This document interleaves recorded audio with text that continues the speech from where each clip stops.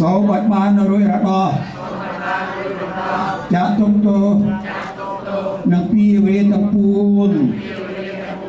ឲ្យបានសម្រេចដោយសម្បត្តិទាំងឡាយ3ប្រការគឺសម្បត្តិមនុស្សមួយសម្បត្តិទេវតាមួយ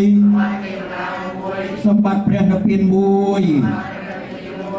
ដោយសំគួរតាមសេចក្តីប្រាថ្នារបស់លោកអ្នក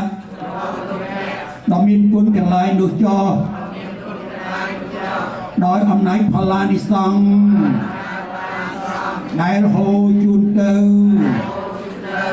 មិនដាច់នេះហងអស់វរៈ2 ដងផងអស់វរៈ3 ដងផងសូមអនុមោទនាសុតនាងវេទនោទានាងសព្វសម្បត្តិសទ្ធកាំងនិព្វានៈសង្ខាតាំងអាសវក្ខយា